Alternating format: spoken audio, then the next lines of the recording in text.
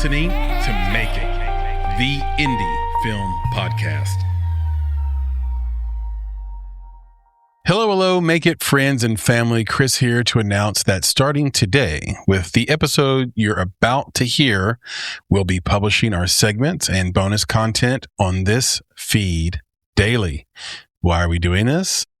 Because there's a good chance you're already listening to our episodes over the span of the week.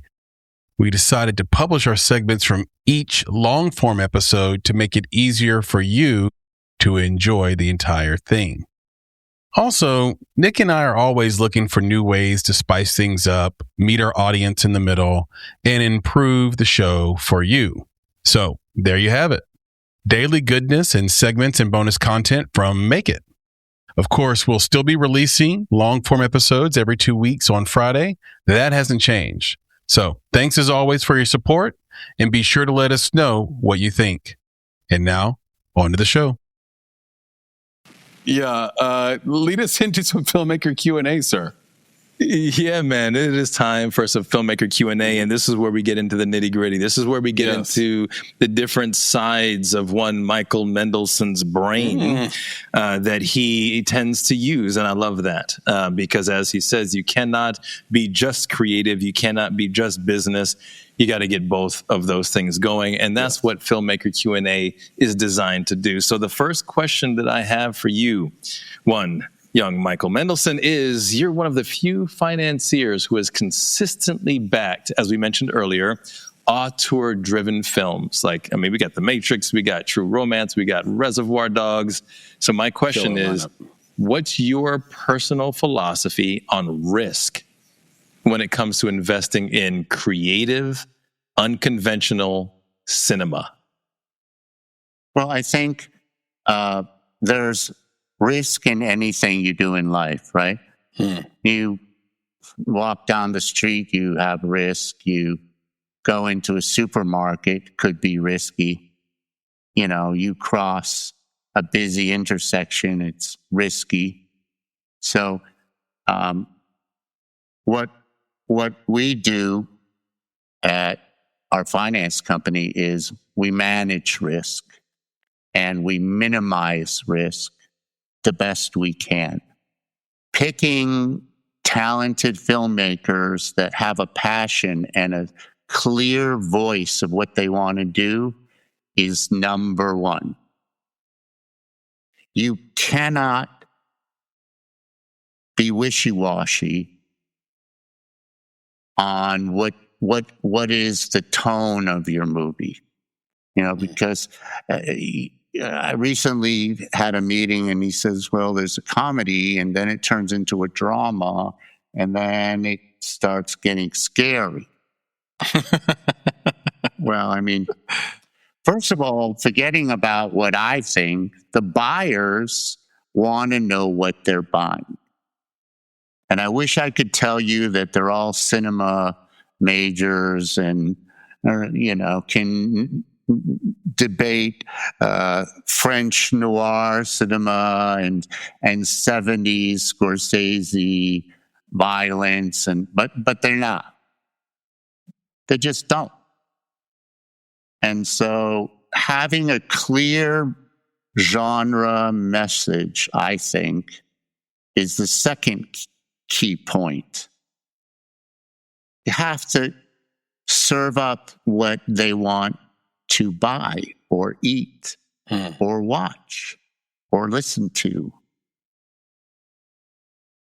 So sometimes you're going to meet people that have something absolutely off the wall crazy that there's no way it's going to work. But I've seen those things work tremendously. You do a Magic Mike, right? Mm-hmm. Well, the white Magic Mike worked. Shouldn't we do an African-American black Magic Mike and call it Chocolate City? Well, I don't know. What do you think? Well, I like it. I don't like it. I don't like it. I said, well, let's try it. Mm-hmm. Starring the chocolate studs. And that ended up being sold to BET and Paramount. Mm-hmm. Yep. See? And so you have to be open to learning. And that's number 3 is, are you learning something? Are you experiencing something that you didn't experience before, which is also counting as part of your learning? And then you have to say to yourself, if I'm not learning, well, the worst thing that you could be is bored. Yep. Nick, I've been saying that for years. So the 4th thing is, please don't be boring, is the first thing. Saying that for years. And the 5th thing I'll say is, again, as much as we try to duplicate success, we don't want, I used to get, it's in the 90s, they used to send me actors and say, this is the next Tom Cruise. I'm sorry, but there's only one Tom Cruise. And he and I are born on exactly the same day. Really? Same month, same day, same year? Please don't tell me it. Same everything. Wow. So, please don't tell me you're not willing to try something new. And sometimes you have to have trust. But trust, this is the last point I'll make, and you have to trust and you have to verify. So trust is, well, what will the buyers say about this? And verify is, well, the BBC bought it for 800,000. Canal Plus in France bought it for 400,000, and Japan bought it for 350,000. That's the verify. So you can add those numbers up, and you know now how to manage the risk, which is number 1. I love it. I love it. That's a lot for us. That's a lot for the audience, right? Because there's a lot of points to managing risk. And I know that you said you seek to minimize, and, as a company, as a bank, as a financier, the goal is to mitigate risk as much as possible. And, one of the things that I think about with that, and it kind of leads me to my next question, is about the producer-financier relationship. And my question is, what does a healthy relationship between a producer and financier look like from your perspective? And where do those partnerships commonly break down? Because the producer is often the one that's assigned to acquiring that financing, working with financiers from the beginning to the end of the project. So what is that relationship? What should that relationship look like? And how does it break down? Let's break it into the left side and right side. Some producers are creative, right? So, if I say to you, there's a car chase. Well, if you take Frankenheimer's car chase with De Niro from Ronin, that's one of the most incredible car chases I've ever seen. But that word car chase could be 15 or 20 minutes. And how many cars get destroyed? And how many buildings do you run into, and trash trucks, and all the things that go into a James Bond movie? I love that scene in one of those James Bond movies where they attack him in a square in Italy from every side, and he just puts the brake on and spins his Gatling guns around to shoot. That's an incredibly orchestrated scene. Incredible. You're like, I haven't seen that in a while. That's cool. So, but that scene is expensive. So that goes to the financial producer who has to maybe write that scene in a way that it fits into the amount of money that you have. Yep. Because what you can't do is spend the money and only come out with half a movie.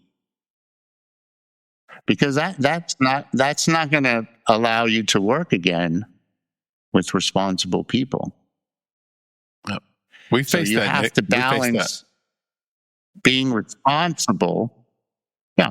But like on Reservoir Dogs, to give you an example, I mean, the company that wanted to make it was going bust. It was called Live Entertainment. And so they showed me 7 projects and I picked 2. I picked Reservoir Dogs and a movie called Light Sleeper with by Paul Schrader with Willem Dafoe and Susan Sarandon. And Paul Schrader's great. But anyway, they made that movie. The first budget was 1.4. And so Quentin came back and he says, I think I've got something here, but to make it work, I need another 100,000 in music.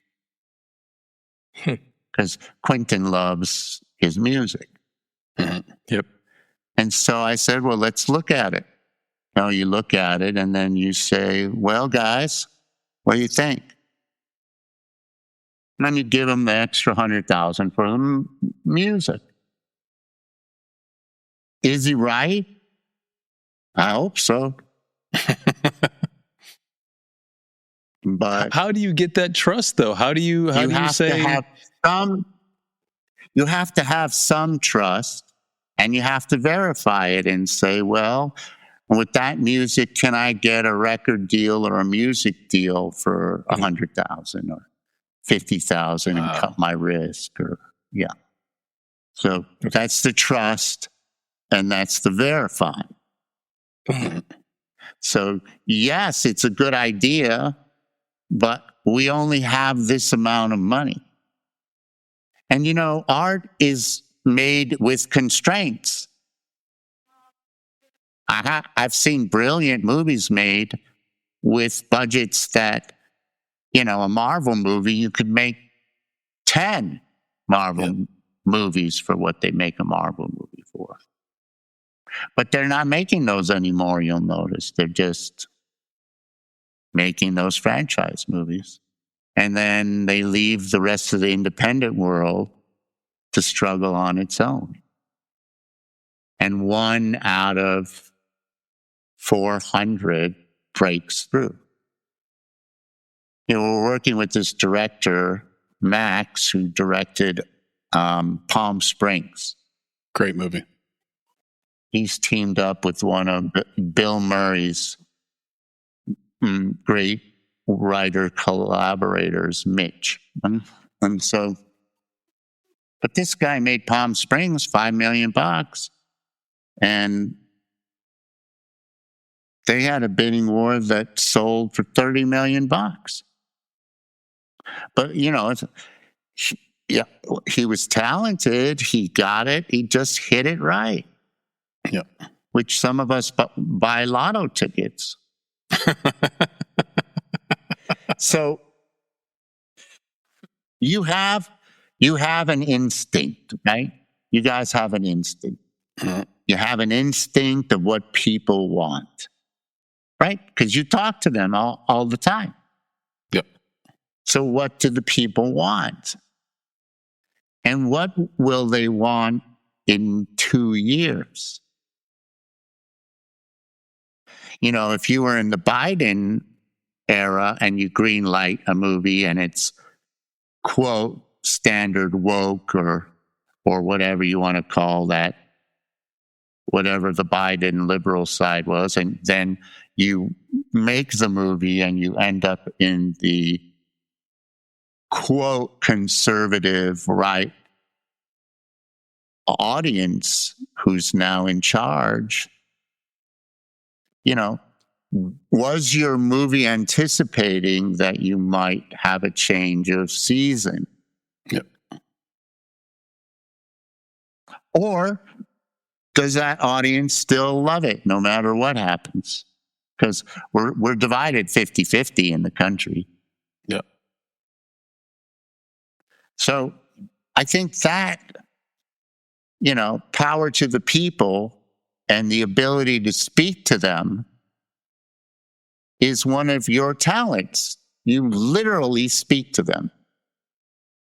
That's right. And so you develop in that process an instinct, which is what you trust. You trust your instinct. We just have to verify it with sales and numbers. Yeah, and you could that replace allows us instinct to with finance taste. Do you agree with that, Michael? That you could replace instinct with taste, or are those two separate things for I you? do think some people have taste. Yeah. Yeah. And we try to hire people, not from necessarily LA. We hire them from all over the world. I got a girl that works with us from Ocala, Florida. You know why? Why? Because Ocala, Florida is middle America. But she has style and she has taste, just like the girls we hired from Boston or Santa Clarita, Natalie.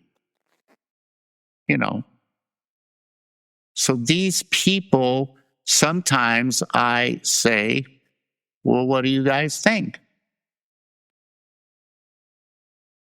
So they'll tell me I'm crazy, or they'll tell me it's genius, or they'll tell me I don't like how they're referring to women, or they'll tell me it's too violent, or they'll tell me all kinds of things. And talking to the people is what you do, and talking to other people doesn't mean they have to make the decision for you. But intelligent people listen and then make their own decision. Yeah, and Michael, I have to throw one thing out at you real quick, because you got me thinking about something, man. And what you got me thinking about is that taste, and you've got me thinking about what the people want, because that's part of what we do here. And it makes me think about the balance that I feel like does not exist anymore. And that's the balance between taste and value and this desire for everything to be free. So that's the challenge, is that I feel like there is a growing desire or expectation that everything be delivered for free. Yes, that's the Netflixification to me of film, is that it's virtually free. I pay my pittance of a subscription to Netflix and I get everything for free. And that supersedes my desire for quality. That supersedes my desire for the expression of my own taste. So I'm willing to take what I can get for free, as opposed to paying for the things that actually fit my taste. Like, that's the part that kills me. There's so much independent quality content that's out there, but you need to pay for it, because that actually helps the independent filmmaker make their next film. Right. All the stuff that you get through the studios and those franchises comes to you for free. They give you that. They give it away. They give the factory stuff away, but the auteur stuff you have to pay for. And my challenge is that people seem to be less willing to pay for the quality. What are your thoughts on that? I think you pay for it also at $17 a month times 12. Somebody do the math. It's not nothing, right? But relative, you're saying, is $204. Yes. Yeah. But relatively, what you're talking about also is niche films. What the studio calls niche films, or or Netflix calls niche films. And so let's talk about how that comes about. I'm the head of Netflix or of Paramount or Disney, and I make a movie for $7 million and it makes 14. 7 million profit, right? Maybe. Does the Distribution. CEO get a bonus for that? Does the CEO of that company get a bonus for that? Or he makes a Star Wars for 100 million and it makes $1 billion. Yeah.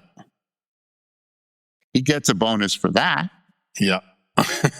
So what starts happening is you're running your show at Disney and you're saying, well, how do I increase shareholder value? Because that's what his job is. His job is not making good movies, right? His job is, how do I increase shareholder value? So the decisions are different. You know, I made a documentary in 2022, it's just finished, about, it's about 14 shipwrecks in the Baltic Sea.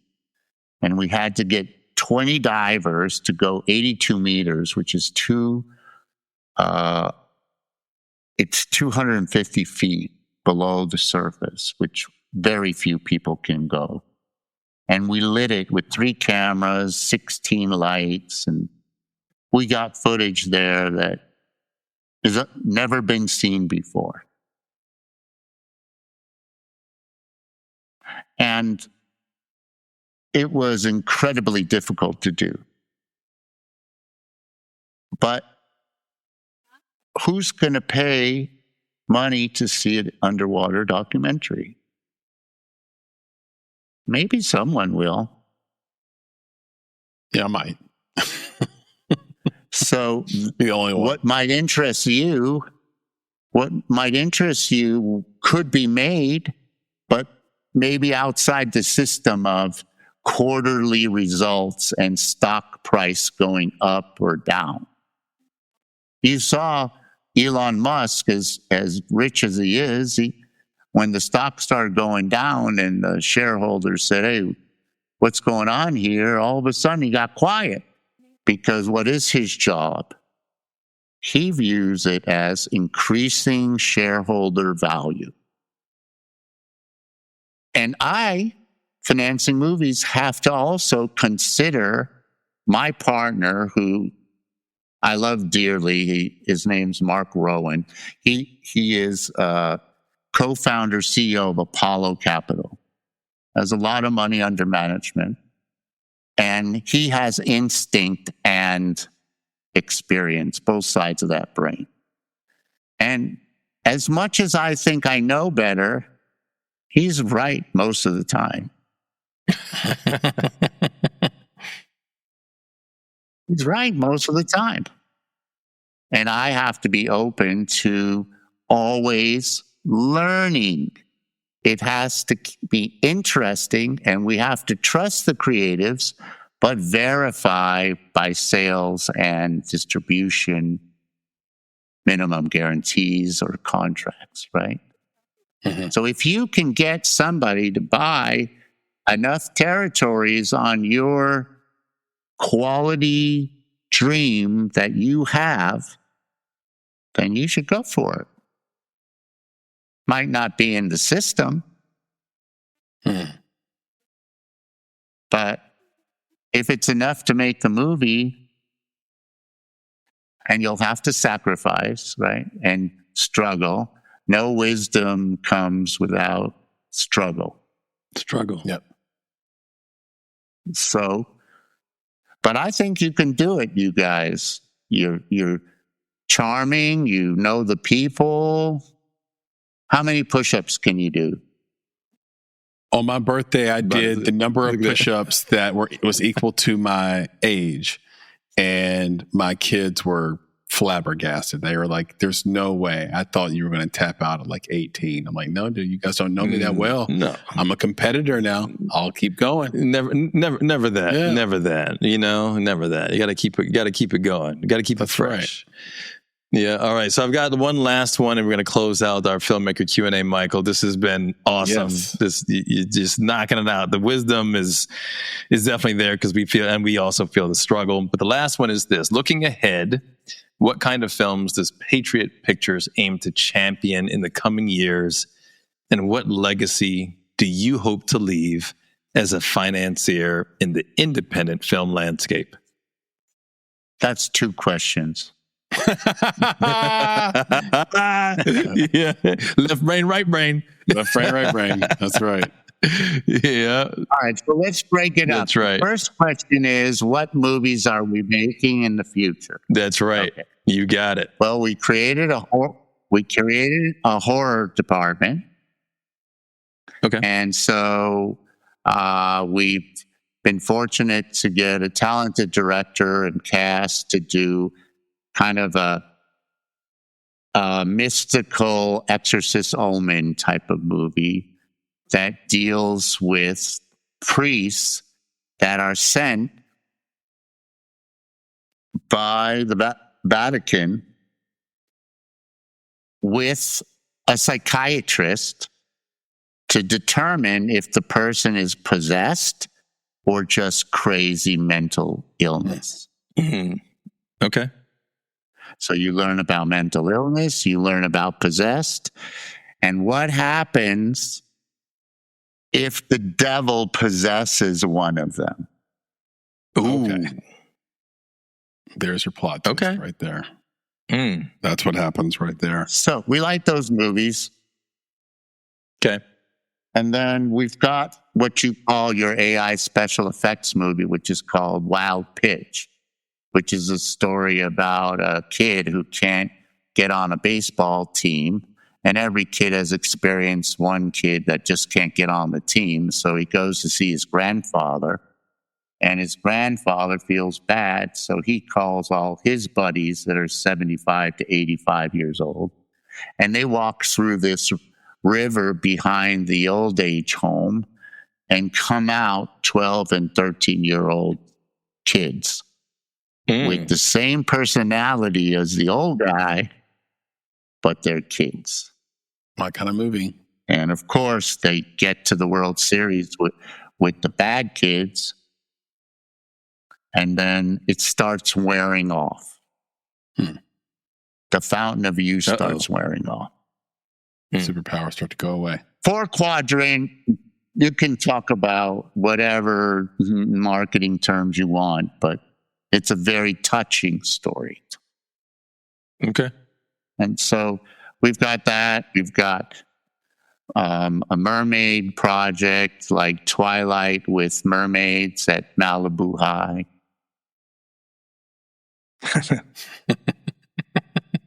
Hey, Michael, I know you're probably like done filming that movie, but next time you do a movie with mermaids, you gotta cast me because of my affinity for Zoolander.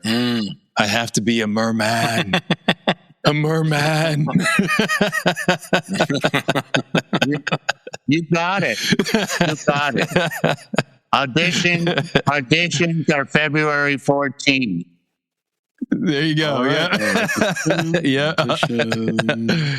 February 14th, straight up on Valentine's Day. I will definitely have to have my blue steel ready for you. Love it. There it is. Okay. So second half of the question, Michael, right? All right. So yes. And I'll restate so that everybody understands. What legacy do you hope to leave as a financier in the independent film landscape? I think for me, it's 3 parts. 1, I want to leave a legacy of my partner that trusted me recovers the money that he invested. That's one. Two, Huge one. I want to focus on new filmmakers and new ideas, or old filmmakers that are not listened to anymore that have new ideas,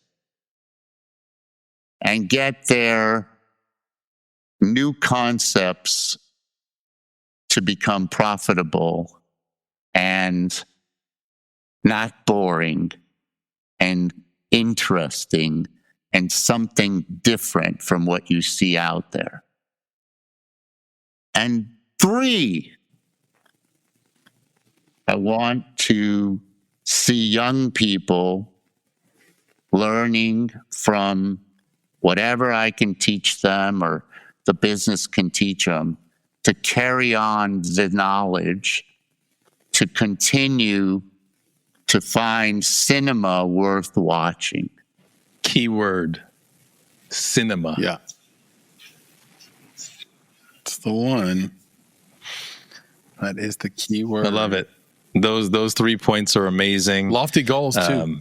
That's the legacy. But I think you said lofty, but at the same time, he's living that legacy, which is amazing. As we mentioned already with the films that Michael, you've been in, they've left a lasting legacy already on us, right? And we've talked about this already, but also on the audience out there. But I really do want our audience to understand that all of those films that we look back on now as we think about The Matrix as a blockbuster film, right? But no, it's not that. It is unique. It is different. It isn't the normal franchise. It isn't commercial. It's challenging. It's different. It comes from a different space. It comes from an auteur mentality. And that's why I took the world by storm because of that. Yeah. Right. But the movies that people love the most, the ones that they talk about, the ones when you ask people if you were on a deserted island, which movies would you take with you? Those are the movies that we should be financing. Those are the movies that you should be watching. Those are the movies that you should be taking your friends and family to the movie theater to watch, right? Those are the ones that not only should investors invest in, but as the rest of us, all of us, the audience, we all invest in movies as well.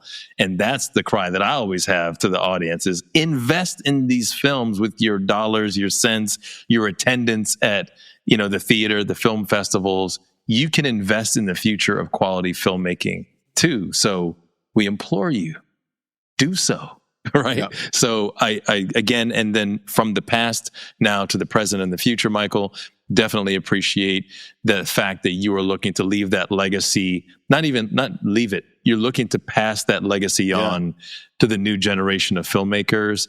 That's amazing. And I love that for you. And I love that for the future of film. Let me leave you with one word to live by in making movies. Okay, I'm going to write this down. And that's collaboration. Yep. That's everything. You can't make Matrix without Joel Silver producing, Keanu starring, Wachowski brothers at the time directing and writing. So nothing gets made by me. Yep. But then everything has a collaboration, and that collaboration allows you to accomplish things. So they say no, there's no I in the word team. That's right. And so if you're willing to give your ideas and collaborate with the writer and the director, and you're not worried about who gets credit, it is amazing what you can accomplish. I agree with that completely. And Nick, this was an awesome Filmmaker Q&A, and I have to agree with Michael on that last one. I hope that doesn't just fly over the head of the audience. There's a big deal about credit in this business, and people can get really funky about that really fast. As a matter of fact, like in the Producers Guild right now, like one of the big things is trying to delineate what kind of producer are you? Can you use the mark? Well, it's all credit based. There's a lot of talk about that all the time. So I hope the audience lets that sink in. Hey everybody, Chris here. Before you go, if you enjoy our work and want to support what we do at Make It, please subscribe to the Make It podcast channel on YouTube and rate and review on Apple Podcasts and Spotify. We have terrific tees, hoodies, hats, and more at cottonbureau.com. Just search for the Make It podcast and our store will come right up. If you have feedback for us, email us at contact@bonsai.film or find all things Make It at our Beacons AI site at www.themakeitpodcast.store. You can also follow us on Instagram, TikTok, and X at _Make It Podcast. You can find us on Facebook just by searching for the Make It Podcast. And until next time, and on behalf of the team at Make It, be better, be creative, be engaged, and thank you for listening.